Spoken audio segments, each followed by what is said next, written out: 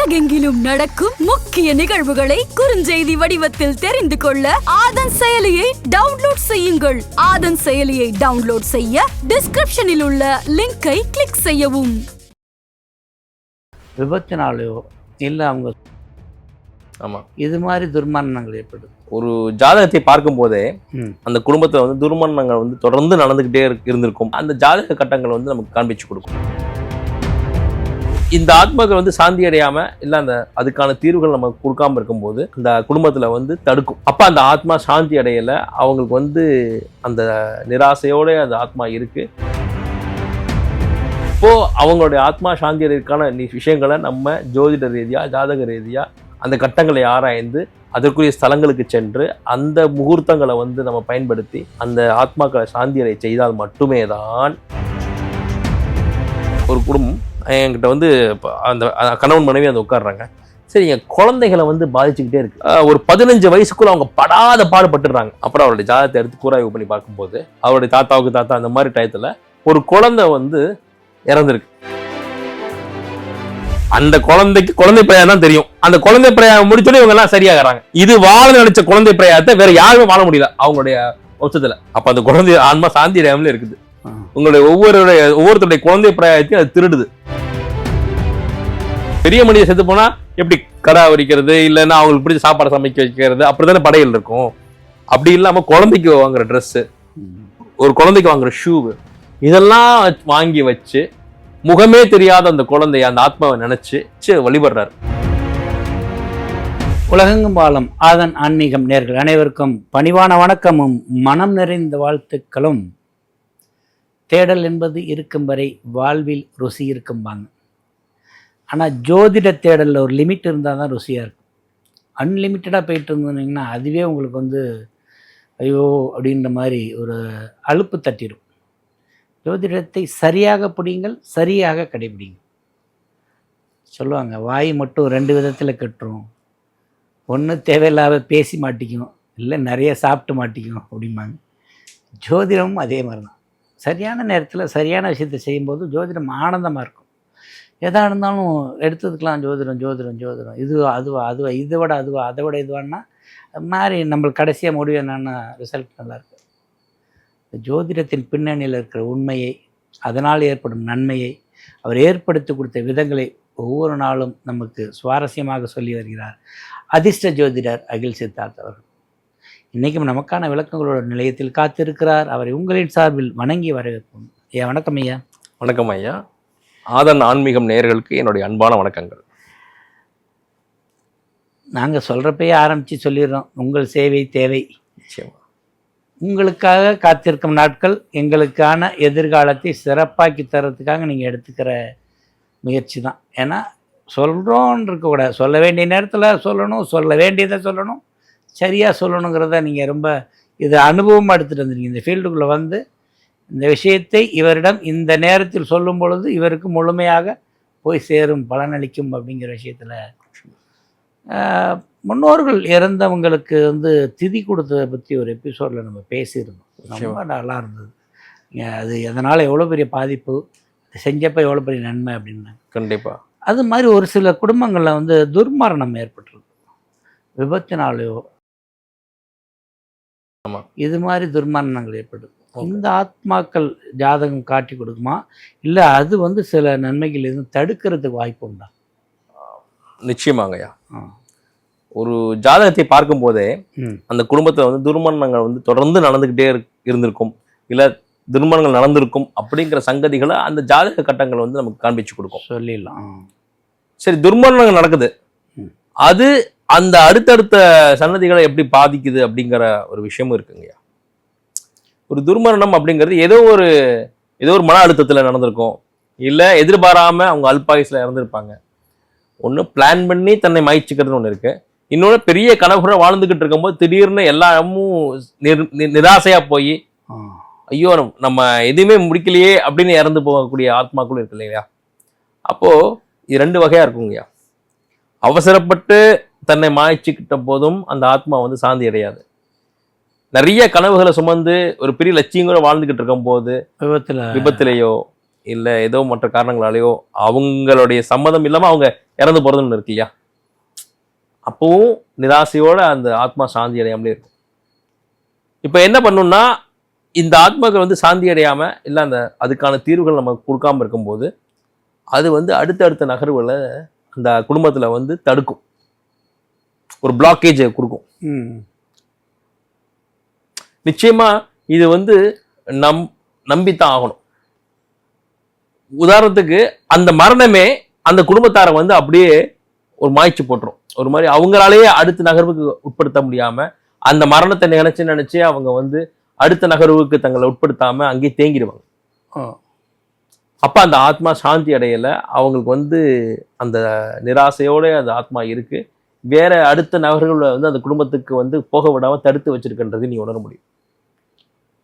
அப்போ அவங்களுடைய ஆத்மா சாந்தி அடைவதற்கான விஷயங்களை நம்ம ஜோதிட ரீதியா ஜாதக ரீதியா அந்த கட்டங்களை ஆராய்ந்து அதற்குரிய ஸ்தலங்களுக்கு சென்று அந்த முகூர்த்தங்களை வந்து நம்ம பயன்படுத்தி அந்த கர்ம காரியங்களை நம்ம நிவர்த்தி பண்ணி அந்த ஆத்மாக்களை சாந்தி அடைய செய்தால் மட்டுமே தான் அடுத்தடுத்த தலைமுறைகளுக்கு அது இப்படி பாஸ் ஆகி போகாம அப்போவே அது சால்வ் ஆகும்.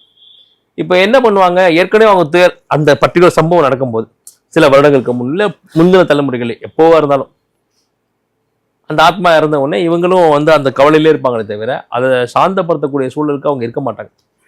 அது அப்படியே பில்டாகி என்ன ஆகும்னா அது ஒரு கர்மாவாக அப்படியே டெவலப் ஆகி அடுத்த சந்ததிகளுக்கு அடுத்த தலைமுறைகளுக்கு நல்ல விஷயங்கள் நடக்கிறதுலையோ அவங்களுக்கு அடுத்த நகர்வுகளுக்கு போகிறதுலையோ ஸ்டாப் பண்ணும் நிச்சயமாக. ரெண்டாவது, இந்த துர்மரணங்களே ஒரு கர்மாதான்றதை உணர்த்தணும். இவர் துர்மரணம் அடைகிறாரு, அதுக்கு முந்தின கர்மால தான் அவர் துர்மரணம் அடைகிறார். அப்போ அதை நிவர்த்தி பண்ணாத வரைக்கும் தொடர்ந்து துர்மரணம் நிகழ்ந்துகிட்டே இருக்கும், இவங்களும் அதுக்கு பலிகடா ஆகிட்டே இருப்பாங்களே தவிர இதை எப்ப ஸ்டாப் பண்றதுன்னு அவங்களுக்கு தெரியாது. நம்ம கூட பேசிட்டு இருந்தோம், ஒரு குறிப்பிட்ட நோய் தாக்கப்பட்டு குறிப்பிட்ட வயதுக்குள்ள எல்லாரும் தொடர்ந்து அந்த அந்த குடும்பத்துல மரணிச்சுக்கிட்டே இருக்காங்க. அப்ப இது எங்கேயோ ஸ்டார்ட் ஆன கர்மா. இன்னும் சில வீடுகளில் பார்த்தீங்கன்னா ஆண் வாரிசுகளை மட்டுமே குறி வைக்கும், இன்னும் சில வீட்டுகளில் பெண் வாரிசுகளை மட்டுமே குறி வைக்கும். அப்ப இந்த துர்மரணங்கள், இந்த இளம் மரணங்கள், கன்னிகளில் இருக்கும் முன்னாடி பெண்கள் இறந்து போறது, இந்த மாதிரியான விஷயங்கள் நடக்கும். அப்போ இதை ஒரு கர்மான்றதை உணர்ந்தால் மட்டும்தான் அதற்கான தீர்வை நோக்கி நம்ம நகர முடியும். அப்போ உங்க வீட்டுல வந்து ஒரு அசாதாரணமான சூழல் வந்து இல்லை உங்க குடும்பத்துல வந்து அசாதாரணமான சூழல் நடந்துகிட்டே இருக்கு அப்படிங்கிறப்ப நீங்க அதை மேலும் மேலும் தள்ளி போட்டுக்கிட்டே இருந்தீங்கன்னா உங்க சந்ததி தான் அது பாதிக்க போகுது, இல்லை உங்களையே பாதிச்சிடும். இது ஒரு கர்மா அப்படிங்கிற உணர்ந்து அதற்குரிய அந்த ஸ்டெப்ஸை நீங்க எடுக்கும்போது மட்டும்தான் அது நிவர்த்தியை நோக்கி நகரும். சில பேருக்கு என்ன பண்ணுவாங்க, அந்த துர்மரணம் அடைஞ்சவங்களுக்குன்னு ஒரு தனி ஒரு ப்ராசஸ் இருக்கு, அல்பாயுஷன் சொல்லக்கூடியது. ஆண்டு அனுபவித்து எல்லாத்தையும் பார்த்து மறந்தவர்களுக்கு ஒரு தனி ப்ராசஸ் இருக்கு. ரெண்டுத்தையும் போட்டு குழப்பிக்க கூடாது. கல்யாண சாவுன்னு சொல்லுவாங்க, இல்ல பெரிய சாவுன்னு சொல்லுவாங்க. அது வந்து ஆண்டு அனுபவித்து பேரம் பேத்தி கொள்ளு பேரெல்லாம் பார்த்து போற அந்த பெரியவர்களுக்கு வந்து ஆசீர்வதிச்சு தான் போவாங்க. நான் நல்லா வாழ்ந்துட்டேன், நீங்க வாழுங்க. புரியுதுங்களா? இப்போ ஒரு ஆபீஸ்ல ஒரு 30 வருஷம் ஒருத்தர் ஒர்க் பண்றாரு, அடுத்த தலைமுறை இளைஞர்களுக்கு விட்டு கொடுக்குறாரு இல்லையா, நான் ரிட்டையர் ஆயிக்கிறேன், நான் உங்களுக்கு கைட் பண்றேன், இந்த சீட்ல நீங்க வந்து உட்காருங்க. அது மாதிரிதான் இந்த பூமியை நமக்கு விட்டு போறாங்க. அப்படி போற ஆத்மாக்களுடைய விஷயம் வந்து வாழ்த்துக்களா அவனுக்கு சேருமே தவிர ஒரு நிராசையாகவோ ஒரு துர்மரண சாபமாகவோ அது சேராது. அதான் நிறைய கனவுகளோட வாழ்ந்து எதுவுமே சாதிக்க விட்டு போறவங்க நிச்சயமா பாதிப்பை கொடுக்கும். நான் வாழ வேண்டிய வாழ்க்கையாச்சே அப்படிங்கிற அந்த ஒரு ஏக்கம் அந்த ஆத்மாவுக்கு இருக்கும். அப்ப அது எங்க வேலை செய்யும்னா, இங்க வந்து இதுல ஒளிவு மறைவே இல்லைங்கய்யா, இதுல பயமுறுத்துறதுக்கோ ஒன்றும் அப்படியே பிரம்மாண்டமா சொல்லி காட்டுறதுக்கோ இல்லை, ஜாதகத்தில் காட்டி கொடுத்தோம். அந்த குடும்பத்துல அந்த அந்த ஆத்மா சாந்தாமடையாமலேயே பயணிச்சுக்கிட்டு இருக்கும். அப்போ யாராவது ஒருத்தர் அதுக்கு மணி கட்டணும் இல்லையா? ஆமா. அப்ப அந்த உங்களுக்கு தோணுதுன்னா அட்லீஸ்ட் யூ பி த பயனியர், நீங்க அதை முன்னெடுங்க. நீங்க ஆணோ பெண்ணோ குடும்ப தலைவரோ இல்லை நீங்க ஒரு சின்ன பையனோ உங்களுக்கு தோணுதுன்னா அதை take it very seriously and go with the process. அதை நீங்க எடுத்து செய்யுங்க. அந்த ஒரு ஜோதிடரை அணுகி, ஐயா இந்த மாதிரி நடக்குது, இது எங்க ஸ்டார்ட் ஆன கர்மா, இதுக்கு எங்க தீர்வு இருக்கு, எந்த கோயிலில் போய் நான் என்ன சடங்குகளை செய்யணும், இல்லை என்ன வழிபடணும் அப்படின்ற கணக்கெல்லாம் இருக்கு. இன்னும் உதாரணத்துக்கு ஒன்று சொல்றேன், என்னுடைய அனுபவத்திலிருந்து சொல்றேன். ஒரு குடும்பம் என்கிட்ட வந்து அந்த கணவன் மனைவி அந்த உட்காடுறாங்க. சரி, என் குழந்தைகளை வந்து பாதிச்சுக்கிட்டே இருக்கு, குறிப்பா குழந்தைகள் மட்டுமே. ஒரு 15 வயசுக்குள்ள அவங்க படாத பாடுபட்டுறாங்க. 16-17 வயசுக்கு மேல கொஞ்சம் நார்மல் லைஃப் வராங்க. அப்ப தன்னுடைய குழந்தை பிரயாயத்தை தொடர்ந்து வந்து ஒரு சிக்கலுக்குட்பட்டே அவங்க வந்து பயணிச்சுக்கிட்டு இருக்காங்க. இது வந்து எனக்கு நடந்துச்சு, எங்க அண்ணனுக்கு நடந்துச்சு. இப்ப என் அண்ணன் பசங்களும் என் பிள்ளைங்களும் 2 பேருமே அந்த 15 வயதுக்கு உட்பட்டு அவங்க வந்து சிரமத்தை அனுபவிச்சுட்டே இருக்காங்க. ஐயா 15 வயதுக்குள்ளதான் அவன் வந்து படிக்க முடியும், அடிப்படை கல்வியை முடிக்க முடியும், அவன் விளையாட முடியும், அவன் ஜாலியா என்ஜாய் பண்ண முடியும். உலகத்தோட எந்த பிரஷரும் இல்லாம வாழ்றதே அந்த 15 வயசுக்குள்ளதாங்கய்யா. அந்த 15 வயசுக்குள்ள குழந்தை பிரயாயத்தை ஒருத்தன் வந்து நரக வேதனை அனுபவிக்கிறான்னா அவன் அதுக்கப்புறம் அந்த நரக வேதனைக்கு அப்புறம் என்ன வாழ்க்கையை வாழ்ந்துருவான்? உங்களுக்கு 15 வயசு வரைக்கும் சந்தோஷம் இல்ல, 16 வயசுக்கு அப்புறம் நீங்க என்ன பெருசா செஞ்சிருவீங்க?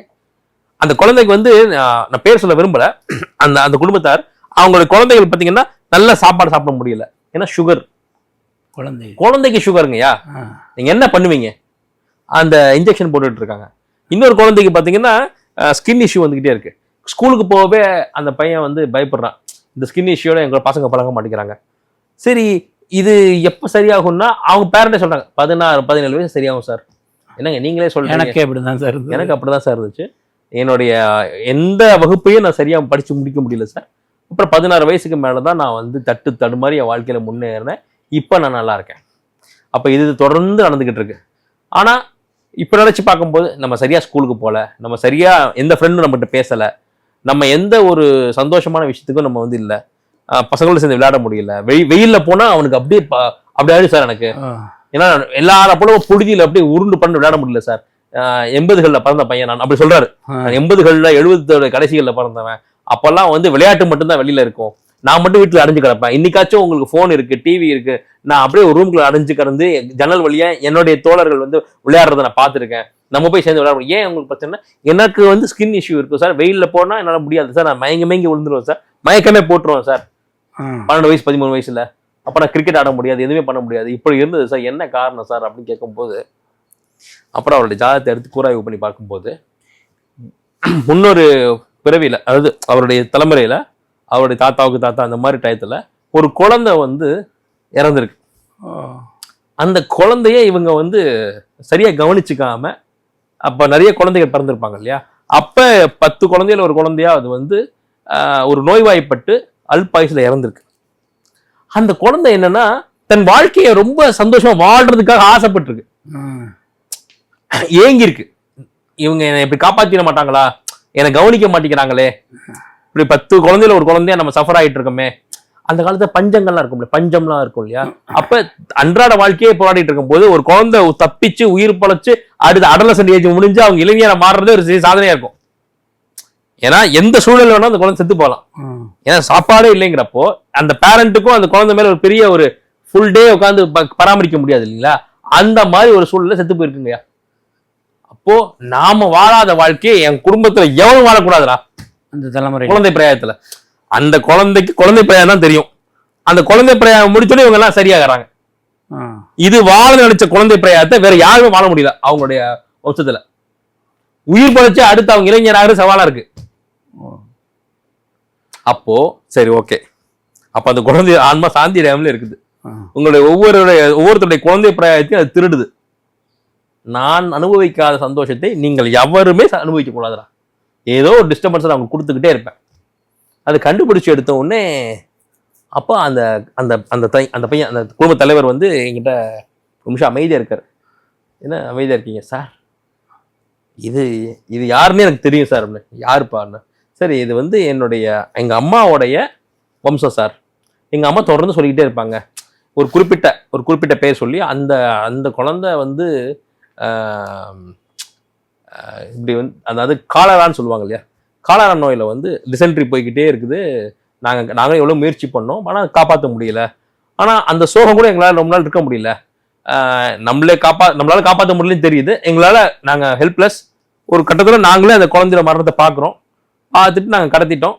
அதுக்கப்புறமா அதுக்கு ஈமச்சடங்கு பண்ணுறதோ இல்லை அதை ஆத்மா சாந்திப்படுத்துறதுக்கோ எங்கள் குடும்பத்தில் வந்து வசதி இல்லை. அடுத்த நாள் வாழ்க்கையே எங்களுக்கு சவாலாக இருக்கும் பட்சத்தில் அந்த குழந்தையோட மரணத்தை கடந்து நாங்கள் அடுத்த வாழ்க்கையை ஆரம்பிச்சிட்டோம். ஆனா அந்த குழந்தை இறந்ததுல இருந்தே அதுக்கு அடுத்து பிறக்க குழந்தைங்க எல்லாமே இந்த கஷ்டத்தை அனுபவிச்சாங்க. ஆனா நாங்க இந்த குழந்தையோட இந்த விஷயத்தை நாங்க ரிலேட் பண்ணவே இல்லை. இப்போ எங்க அம்மா சொன்னதெல்லாம் எங்க பாட்டி சொன்னது ஞாபகம் வருது எனக்கு அப்படின்னு அவர் சொல்லும் போது சரி. ஆனா யாரோ ஒரு ஆத்மா, குழந்தை ஆத்மா வந்து இப்படி வாழ ஆசைப்பட்டு வாழ முடியாம நிராசையா செத்துருக்குன்றது எனக்கு நல்லா தெரியும் சார். இப்பதான் ஐ குட் ரிலேட் திங்ஸ். நான் வந்து அந்த டாட்ஸை வந்து இணைக்க முடியுது. புரியுது சார் எனக்கு. எங்க வீட்டு குழந்தைகள் மட்டுமே பாதிக்கிறதுக்கு காரணம் அந்த குழந்தையோட நிராசை தான் எங்களை வந்து போட்டு பாடாப்படுத்துது. அதுக்கப்புறமா ஒரு குழந்தைக்கு என்னெல்லாம் பிடிக்குமோ, பேட்டு, பாலு, ஸ்நாக்ஸ், இன்னைக்கு குழந்தைகளுக்கு என்னெல்லாம் இருக்கும், இந்த சிப்ஸ், இதெல்லாம் படையலா வச்சு, புரியுதுங்களா? ஒரு பெரிய மனிதன் செத்து போனா எப்படி கடா வரிக்கிறது, இல்லைன்னா அவங்களுக்கு பிடிச்ச சாப்பாடு சமைக்க வைக்கிறது, அப்படித்தானே படையல் இருக்கும். அப்படி இல்லாம குழந்தைக்கு வாங்குற ட்ரெஸ், ஒரு குழந்தைக்கு வாங்குற ஷூ, இதெல்லாம் வாங்கி வச்சு முகமே தெரியாத அந்த குழந்தைய, அந்த ஆத்மாவை நினைச்சு அவங்க நான் ஒரு குறிச்சு கொடுத்த ஒரு முகூர்த்தம், அந்த முகூர்த்தத்தை அன்னைக்கு இந்த மாதிரி வச்சு நீங்க பண்ணுங்கன்னு சொன்ன அவர் என்ன பண்ணாரு, கார்ட்டூன் பொம்மைகள்லாம் வாங்கி வச்சு ஒரு குழந்தை விளையாடுறதுக்கு தேவையான அத்தனை விஷயங்கள், குழந்தை சாப்பிட்றதுக்கான அத்தனை விஷயங்கள், குழந்தைக்கு தேவையான அத்தனை டாய்ஸ் இதெல்லாம் வச்சு, இல்லை உண்மைங்க வச்சு வழிபடுறாரு. வழிபட்டு என்னுடைய வம்சத்துல இதுக்கு முன்னாடி இருந்தவங்க உன்னை காப்பாத்தாம விட்டது தப்பு தான். அவங்க எந்த சூழல்ல உன்னை காப்பாத்தாம விட்டாங்கன்னு எனக்கு தெரியல. ஆனா உன்னை நான் வந்து பரிபூர்ணமா வணங்குறேன். எனக்கு ஒரு கன்னி தெய்வமா இருந்து என் பிள்ளைகளையும் என் வம்சத்தையும் நீ வந்து அருள் பாலிச்சு எங்க காப்பாற்றணும். நீ எந்த மாதிரி வாழ்க்கையெல்லாம் ஆசைப்பட்டியோ அந்த வாழ்க்கையெல்லாம் என் பிள்ளைங்க வாழட்டும்னு நீ ஆசீர்வதி. உன்னுடைய கவனிப்புல இவங்க வளரட்டும். நானும் வாழல, எங்க அண்ணனும் குழந்தை பிராயத்தை வாழல, அதுக்கு முன்னாடி யாரும் வாழல, எல்லாருமே எங்க குழந்தை பிராயத்தை தொலைச்சிட்டோம். இப்ப என் குழந்தைங்க குழந்தை பிராயத்தை தொலைச்சிக்கிட்டு இருக்காங்க. தயவு செஞ்சு நீ வந்து மனம் இறங்கி உன்னோட வாழ்க்கையை இவங்களை வாழவை அப்படின்னு கண் கலங்கி அந்த பேரண்ட்ஸு, அந்த குழந்தைங்க, பாதிக்கப்பட்ட குழந்தைங்க எல்லாருமே நின்று அந்த முகூர்த்தத்துல வந்து வணங்குறாங்க. வணங்கி அருகில் இருக்கக்கூடிய அந்த குழந்தை கிரச் இருக்கு, அந்த சிறப்பு குழந்தைங்களுடைய கிரச் இருக்கு, கடவுளின் பிள்ளைகளுடைய கிரச் இருக்கு, அந்த கிரச்சில் போய் அந்த குழந்தைகளுக்கு சாப்பாடுக்கு போட்டு அது ஒரு பர்த்டே மாதிரி செலிப்ரேட் பண்றாங்க sir. You have to believe me. அதுக்கப்புறமா இந்த இப்ப இருக்க பிரசன்ட் குழந்தைங்களுடைய அந்த நோய்கள், அந்த பிரச்சனைகள்லாம் படிப்படியா குறைஞ்சு அதுக்கப்புறம் இப்ப அவங்க அடுத்து பிறந்த குழந்தைகள் எல்லாமே நல்லா வாழ்ந்துட்டு இருக்காங்க. ஸோ இது 100% இந்த விஷயங்கள் இருக்கு சார். அதை துல்லியமா நம்ம கண்டுபிடிச்சு அதற்குரிய தீர்வுகள்ல நம்ம பயணப்பட்டுட்டோம்னா நிச்சயமா இந்த மாதிரி தொடர் கர்மா, இந்த அல்பாயுஸ்ல இருந்தது, இந்த துர்மரணங்களால் ஏற்படக்கூடிய பாதிப்புகள் அந்த அடுத்த தலைமுறைக்கு பாதிக்கிறத நீங்க நிச்சயமா ஸ்டாப் பண்ணி அதுல இருந்து வெளில வந்துடலாம். அது வந்து நம்ம கரெக்டா அணுகிட்டோம்னா நிச்சயமா வந்து தீர்வு உண்டு. அணுக மருத்துவம் நம்ம தாமதித்தோம் என்றால் அடுத்தடுத்த தலைமுறைகளை அது நிச்சயமாக பாதிக்கிறது. எவ்வளவோ பிரச்சனைகள் இருக்குது. அதாவது இது ஏஜ் தகுந்தாப்புல மாறும். இளைஞராக இருந்து இறந்து போயிருந்தாங்கன்னா அதுக்கு உண்டான பாதிப்புகளை அந்த ஏஜில் உள்ளவங்க கண்டிப்பாக கொடுக்கும்.